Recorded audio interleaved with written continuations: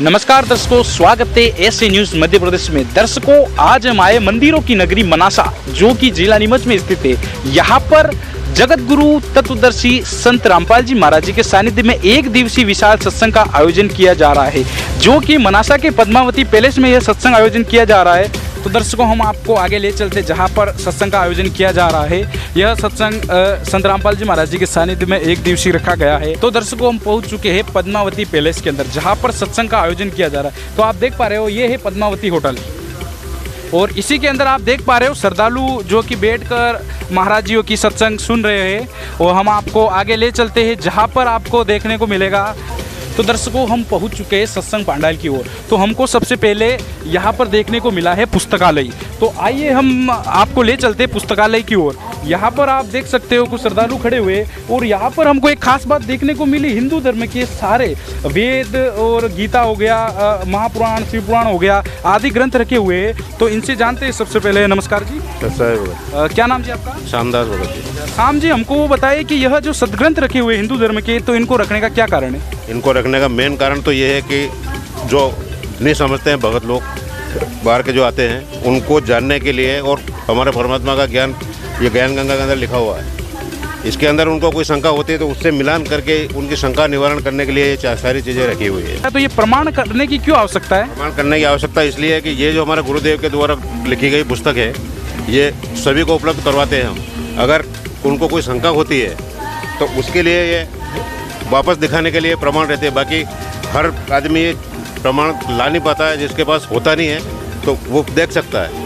इन्होंने बताया कि ये जो शास्त्र रखने का कारण यही है कि ये जो बुक है ज्ञान गंगा, इसके अलावा और भी बुक्स है, जीने की राह हो गई, गीता तेरा ज्ञान अमृत, जो इनके गुरुजी ने जो ये पुस्तक बनाई है। तो जो लोगों के अंदर जो शंका है कि क्या पता इस पुस्तक के अंदर झूठा ज्ञान हो, तो उसके लिए ये प्रमाण करने के लिए ये सदग्रंथ रखे हुए। तो दर्शकों, हम पहुँच चुके सत्संग पंडाल की ओर। यह है सत्संग पंडाल। तो आप देख पा रहे हो यहाँ पर सर्वप्रथम सत्संग पंडाल के अंदर जो कि श्रद्धालु किस प्रकार से एक अनुशासित रूप से बैठकर सत्संग सुन रहे हैं।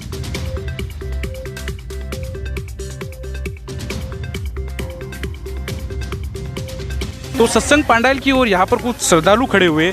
तो आइए इनसे कुछ पूछते हैं, जो कि यहाँ पर जो एक लाइव प्रसारण चल रहा है, जो आप स्क्रीन पर देख पा रहे हो, धीरणवास हिसार से जो लाइव चल रहा है, इसके बारे में जानते हैं।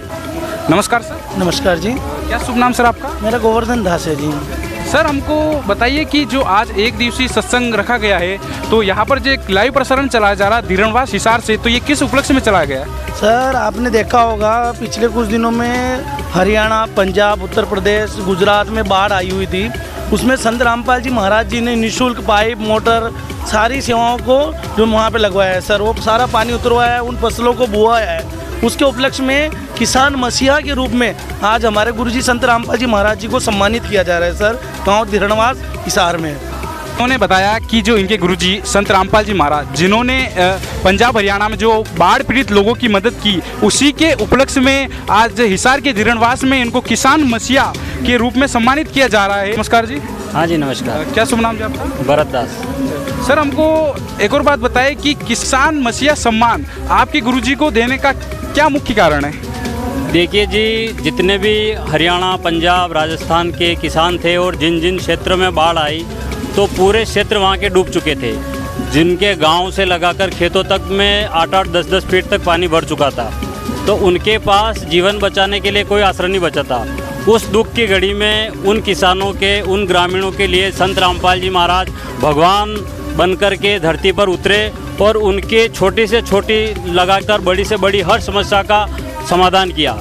सदगुरुदेव जी ने, संत रामपाल जी महाराज ने लाखों फीट पाइप और मोटरें दे करके उन किसानों को नया जीवन दान दिया।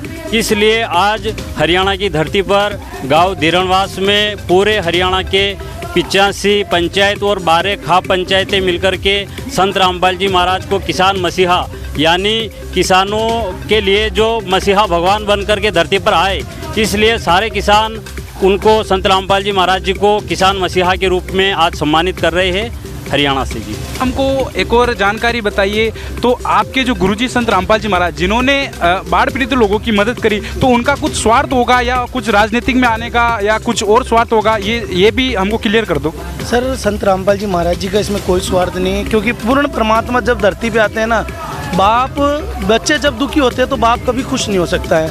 आज पूर्ण परमात्मा स्वयं परमेश्वर से धरती पे आए हुए हैं संत रामपाल जी महाराज जी के रूप में। वो देख रहे हैं कि आज किसान दुखी है, मर रहे हैं आत्महत्या कर करके, तो संत रामपाल जी महाराज ने निस्वार्थ भाव से निःशुल्क पाइपलाइन परमानेंट दे दी है सर। परमानेंट मोटर पाइप है, उनमें कोई भी वापस नहीं लिया गया और निस्वार्थ, क्योंकि संत रामपाल जी महाराज कोई राजनीति नहीं करते सर, राजनीति से दूर ही रखते हैं अपने शिष्यों को भी। सर, हमने एक और बात देखी है कि संत रामपाल जी महाराज बाढ़ पीड़ितों की मदद के अलावा गरीबों के घर भी बनाए जा रहे हैं, क्या ये भी सत्य बात है? जी सर, हमारे सदगुरुदेव संत रामपाल जी महाराज जी ने एक अन्नपूर्णा मुहिम चला रखी है, जिसके तहत रोटी, कपड़ा, शिक्षा और मकान हर गरीब को देगा कबीर भगवान उनका नारा है, और संत रामपाल जी महाराज द्वारा जारी है और लगातार चल रही है, और पूरे विश्व पे लागू भी है। और हमारे गुरुदेव जी ने पूरे विश्व के लिए कर रखी है, हर गरीब के लिए जो आशाएं है, जिनको मतलब किसी का सहारा नहीं है, जिसको किसी का सहारा नहीं है उसका सहारा परमेश्वर ही होता है। इसलिए संत रामपाल जी महाराज पूर्ण परमेश्वर की भूमिका निभाते हुए और ये कार्य कर रहे हैं। तो सर, हमको एक और जानकारी बताएं कि अन्नपूर्णा मुहिम चलाने का क्या कारण है? अन्नपूर्णा मुहिम चलाने का कारण है कि परमात्मा इस धरती पर आए हुए हैं और धरती को स्वर्ग बनाना है, और भारत में कोई भी बच्चा भूखा नहीं सोएगा, ये भगवान का प्रण है। और भगवान आते हैं तब इस धरती पर स्वर्गीय वातावरण बनाते हैं। स्वर्गीय वातावरण ऐसा ही होता है जब देश के अंदर बच्चे भूखे मरेंगे, निहाल रहेंगे, गरीब अवस्था में रहेंगे, तो उनका भरण पोषण करने के लिए स्वयं परमात्मा उतर कर इस धरती पर आकर के उनका भरण पोषण करने के लिए ये अन्नपूर्णा मुहिम चलाई है। इससे सभी को ये आभास हो जाए कि भगवान इस धरती पर आ चुका है। तो सर, हमको एक और जानकारी बताएं कि सोशल मीडिया पर कुछ लोग टिप्पणी कर रहे हैं कि संत रामपाल जी महाराज तो एक आम इंसान, उनको भगवान का दर्जा क्यों दिया जा रहा है?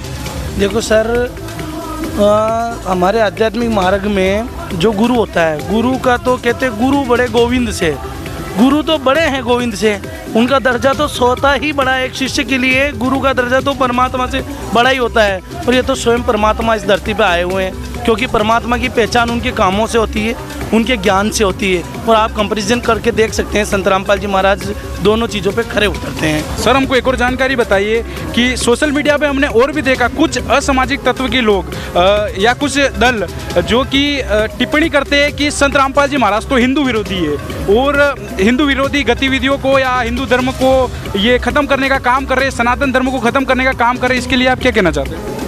दास, इसके लिए यही कहना चाहेगा कि सोशल मीडिया पे जो भी व्यक्ति संत रामपाल जी महाराज जी के विषय में जो भी कुछ गलत अफवाह फैलाते हैं, तो ये वो अपनी ईर्ष्यावश फैलाते हैं, क्योंकि उनको तो पब्लिक को लूटना है और अपने जाल में फंसा कर रखना है और उनसे पैसा कमाना, उनका यही ईगो रहता है।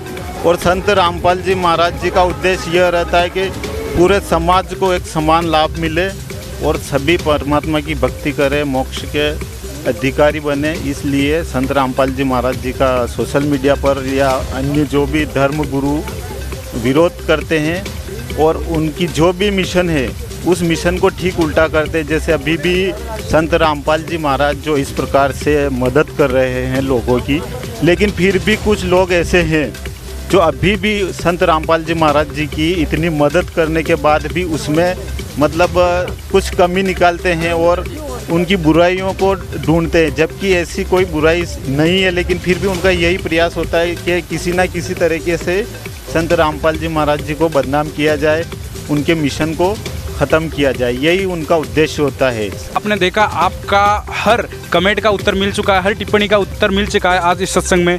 तो दर्शकों, हम सत्संग पांडाल के बाद में आपको देखने को मिलेगा यहाँ पर जो श्रद्धालु आए उनके लिए कुछ नाश्ता की व्यवस्था की गई है। इनसे जानते हैं। नमस्कार जी। नमस्कार जी। क्या नाम जी आपका? विनोद दास। यहाँ पर जो श्रद्धालु आए उनके लिए क्या क्या व्यवस्था की गई है? सदगुरुदेव जी की दया से चाय राम और बिस्किट राम की व्यवस्था की गई है।